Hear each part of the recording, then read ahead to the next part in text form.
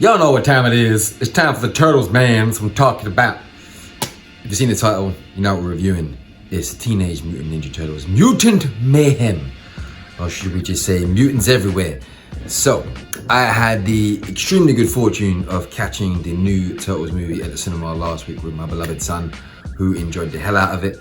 And I had, pretty happy to say, a good time with this. As a quick preamble to this, there's gonna be some spoilers towards the end of the video. I will give you a very quick warning. Spoilers! But there will be a few spoilers towards the end of the video, which would be my feedback on the bits of the film that I didn't think particularly worked for me. But all in all, I had a great time with this. With Spider-Man coming out across the Spider-Verse and the animation style that's been put forward for the cinema, this is in that vein, but it still very much is its own beast. The animation style in this movie is brilliant. I can't speak high enough about it. I don't think it's better than Spider-Verse. It's its own thing, in the sense that this has like a stop animation feel to it. None of the lines are as clean cut. It does look like it's been drawn or sketched by, like, you know, a 9 or 10-year-old in school, and when they were drawing their favorite characters. So not everyone looks perfect, you know, some of the faces are slightly disjointed, not symmetrically pleasing. So there is that kind of off-key note about it, and it's got a very grunge style to the film, which plays into what the Turtles were about. They were dark originally, before they became more colourful. They were quite a dark character, so they were based off Daredevil. So they always had that very street element to them, hence living in the sewers. The whole film itself really is quite dark in terms of not just the tone of it, but also the lighting itself. Most of it takes place, from what I remember, at night time, apart from 1 or 2 key scenes here or there. When we see the Turtles, they're always pretty much acting out in the night. Now, things I loved about this film, apart from the animation, which I just harped on about. Narrative. Generally, up until a few parts which I'll go into later on, the narrative for the most part I liked. They did skew away from having the main villain that we come to know throughout the Turtles franchise, and I'll go into my issues with that later on. But I did like this kind of coming of age version of the Turtles. They are very much teenagers in this. They're voiced by teenage actors, which I think was a great kind of choice by Seth Rogen to do. I've got one, again, small tidbit of an issue with it, which I'll go into later on. But for the most part, the dynamics between the characters is brilliant. You feel like you're watching a bunch of teenagers kind of, like, you know, fumble their way through this as they go through the movie, finding their feet and becoming the heroes they later on become. Splinter, voiced by Jackie Chan. This iteration of him is, in it by its own right, is very, very good. Again, I've got a few issues because of the lore, but in its own iteration, it's very, very good. He is very much more of a fatherly figure in this one. There's some great moments where he comes home, when the kids come home late, the Turtles come home late, and he's just like, "Boys, where are you? I've been waiting all night." And it's up in Indian for some reason, but he's like, you know, he's being that whole father, but waiting up at night time, wondering where his kids are. And there's lovely little nuances like that I like throughout the movie. He's also got the best standout fight scene in the movie. It's also very kind of homage to Jackie Chan himself, because he uses a chair at one point, so that's really, really good. There's a lot of homages itself to martial arts, and some Easter eggs really quickly. Some of you might catch these, but like, for instance, I did think that the beginning was very akin to paying respect to The Raid. Like the moment in the truck where security guys are waiting, going down a very rainy road, the way it was shot, the way it was framed. There's even a few specific choices of frame, which I thought actually that reminded me of The Raid. Then you've got the traditional like 70s and 80s Hong Kong martial arts movies in there, when the children are learning, when the mutants are learning, the Turtles are learning, should I say. And then you've got like a Michael J. White picture thrown up in the background at one point for those who remember him from The Ooze. He had a very, very small cameo in that, but you big up Michael J. White in the movie. Then the soundtrack in this movie is killer! I loved it. Actually, Jem was bopping my head at certain parts of the film. You can see me sit in the movie on this. But yeah, I'm liking this. Yes, I'm liking this. I'm liking this! It was wicked. They had so many classic throwbacks to 90s hip hop, whether it was Anti Up by MOP, whether they had Lauryn Hill, Everything Is Everything, Can I Kick It, Tribe Called Quest, I Know, I Got a Soul. So they had like a lot of great throwbacks to that era. It's something that films have been doing quite recently, whether it was the new Transformers movie, whether it was Across the Spider-Verse, or whether it's Turtles. They really know how to use hip hop well. And this movie, like when it throws music in, it does it, and it's just fluid and it's seamless. It works so well with the actual dynamics of what's going on in the scene at the time. It's 9 Inch Nails shot as the soundtrack for this. And yeah, it's a really good kind of homage to the Turtles. for the new iteration of what they are. I think for the new generation, they're going to be kind of buying the toys now like we did when we were kids, if you're my age when you're watching this video. But the new generation, they're going out and buying the toys. Like my son, the first thing I did was went out and bought him a Leonardo after we saw this. They're going to fall in love with this. But, and here comes the spoiler part, here are my few trivial tidbits with the movie. Trivial tidbit number 1. When it comes to the lore of the Turtles. The way they learn ninjutsu, they're not really ninjas. They learn by watching movies. So they're watching old Kung Fu movies. Like, you know, the original Shaw Brothers stuff, which you can see on the TV. That's not ninjutsu, okay? They're learning Kung Fu. And even Splinter is played by a Chinese actor, not by a Japanese actor. He's voiced by a Chinese actor. And the martial arts elements that are in there are very, again, akin to Jackie Chan doing it.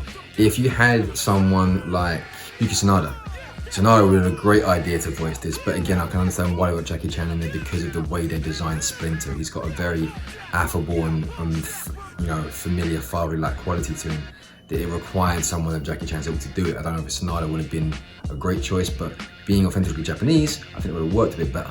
Yeah, so they don't learn ninjutsu, they learn Kung Fu. They're learning from Kung Fu movies on TV. And that kind of really shows during the first fight sequence because Donatello is just like completely out of his depth, doesn't know what to do. Raph is kind of like running around having a bit of a fit and not really knowing what to do. And Leonardo is kind of one that first finds his way, as Leonardo should do. And it doesn't really fit in with what we've known of the Turtles growing up. They trained under their master. When you look at who Yoshi was, Yoshi was a traditional Japanese martial artist. So when he taught the Turtles, he was teaching them authentically ninjutsu, you know? And then that's what then stemmed on from Oroku Usaki, you know, coming over as Shredder and that whole dynamic, and that's why that worked. So yeah, they're not really ninjas in this. They use ninjutsu weapons. You've got the bow staff is still in there, Michelangelo's still rocking his nunchucks, you know, Raffaello's still rocking his sais, Leonardo's rocking the broadswords. Not so, the katana's not broadsword. See, that's why I get confused now, because it's not Kung Fu, but they learn Kung Fu, but Leonardo's still rocking his katanas. But that was my one ilk with that part of the lore.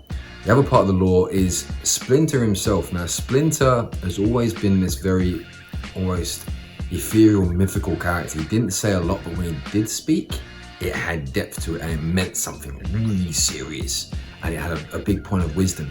The Splinter in here kind of feels like Malcolm in the Middle's father. You know, he's waiting, he just happens to know ninjutsu. You know, he's waiting at home for Malcolm to come. Where have you been, Malcolm? Come on, I'm worried about you. It's that kind of dad. And I get why it works for this generation, but for me, I wanted to see that traditional martial arts lineage within Splinter, which we knew growing up. I don't know why they thought they need to change that. I thought that could have worked and still kept some of the dynamics of the new Splinter, but they thought they need to change that. Splinter has the best fight scene, which shouldn't be an issue for me, but the Ninja Turtles. The reason that Secret of the Ooze is my favorite film, other than Ernie Reyes kicking some serious ass in the opening scene of my introduction to Ernie Reyes, who was brilliant in that movie. It was a bit annoying in the movie, but his martial arts in Turtles 2 is beautiful. If you haven't seen it, go back and watch Turtles 2, just the opening scene alone. He does some just absolutely pinpoint precision martial arts in that film. Whether it's the sweeps, his roundhouse kicks, you know, just even the acrobatics is brilliant. But yeah, the fact that Splinter has the best fight sequence in this film, that was a bit of an issue for me. It should be the Turtles which shine, because they are, you know, Splinter's old. The Turtles are the young bucks. They're the ones that have got all the movement. But again, the narrative is they're finding their feet, so I kind of get it. My main issue with the film towards the end, and that is, it doesn't really set them up to be the Ninja Turtles. Again, this is a big spoiler, but the ending of the film, they end up going to high school. They remove the masks and they settle into society, and they're welcomed. Now, I can get it in this day and age, you're trying to show children that, you know, everyone can be part of society and we're welcomed in and we don't have to be shut out. But what the original films did was they showed us that it's okay to play your part sometimes. You're not always going to fit in everywhere, and that's okay. And this one, it was kind of like, well, they can still fit in, they can fit in everywhere they go. I was like, well, no, they're supposed to be ninjas. They hide in the shadows. Michael Bay, bad movie, you know, Out of the Shadows, but that's what they are. They're not supposed to be fitting in high school and rocking up on day one with a bag on and a smile and no ninjutsu mask. So that one, that didn't really fit well with me, because it kind of takes away from the mystique of what the Turtles are. Apart from that, again, these are very, very trivial things. I think for the new generation, they're gonna love it. And my son absolutely loved it with me. He's 7 years old. We sat down, we watched Turtles 1, Turtles 2, Turtles 3 in the week before we went to see it because he knew he was going to go and see it. We built it up for him. And he liked them all. Even Turtles 3, which was, as a kid, I loved Turtles 3. I look back on it now, I can realize why it's such a bad movie. But as a kid, I did love Turtles 3. And growing up, like the different incarnations of it, I mean, Tmnt was okay. The animation wasn't too bad. Some of the dialogue was not great, but they did get Raphael really well. I think that's one of my strong things about TMNT. I think they fleshed out Leo and Raph very well. I didn't care too much for Michael Bay films. Funny enough, a good friend of mine, Paul Gerard, he actually worked on designing the Shredder for that movie. But when the film came out, I was looking forward to it so much, and there was just something about it. It was Michael Bay doing it, and it was Michael Bay-esque. Some action was good, but it wasn't really the Turtles for me. My Turtles were Secrets of the Ooze and the original cartoon. That's what all my Turtles growing up. So does this one fit in there? I'd say this is as good as Secrets of the Ooze, just because not only the feel of it, the way they actually captured that grunginess and that kind of darkness of what the Turtles are, but also the way they brought in the soundtrack itself and the way they actually create the characters. The final issue I got with the film, these Turtles don't really stand out as individuals yet. Sometimes it's hard to really pick out who's who. In fact, for the first time, if anything, Donnie and Michelangelo, much more so Donnie than anyone, stood out more. And that's mainly because that one fight sequence in the garage. But it's one of the first films where Donnie really stood out more as an individual. The other three kind of interspliced. Like Leo finds himself as a leader towards the end of the film. It's kind of by happenstance and by mistake. And he's kind of like, again, like, I'm a leader now. For the most part, they're not the individual Turtles that we know. So again, I know they're finding a way, and they do segue into what's going to be the sequel during a post-credit scene or a mid-credit scene. Again, spoiler, but they show the mid-credit scene that Shredder is going to be in for number 2. So how they're going to build it, I don't know. Obviously, what the connection is going to be now, because they've completely thrown away the connection of, Oroku Saki being connected to Yoshi. So how they're now drawing that, I have no idea. Should be quite interesting. But oh yeah, I didn't mention the one thing I loved about this film as well. Ice Cube as Superfly, brilliant. Pissed me off. He's great in this movie. He, as the villain, nearly steals the movie. In fact, it's probably my best Ice Cube performance in terms of like him doing voice work. It's just really, really good. Really, even though Baxter Stockman is kind of wasted in the movie, and Giancarlo Esposito plays Baxter Stockman, kind of wasted in the movie, but for the most part, Ice Cube, he makes up for it as Superfly, and he's really, really good. I would like to see Bebop and Rocksteady in this more. I thought they were kind of like pushed to the side a little bit in praise of Superfly, but yeah, he's really, really good.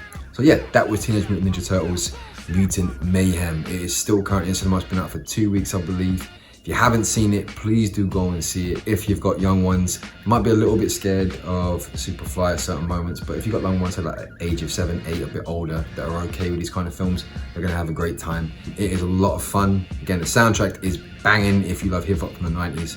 So yeah, that's my review. I'm gonna give it a solid, I'm gonna say 8 out of 10.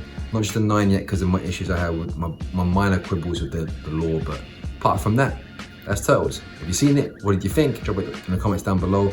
If you liked it, please leave us and let us know why you liked it. If you didn't like it, again, let us know down below. And as always, it's been the GRP, and we should be back, hopefully, next week. Bye-bye.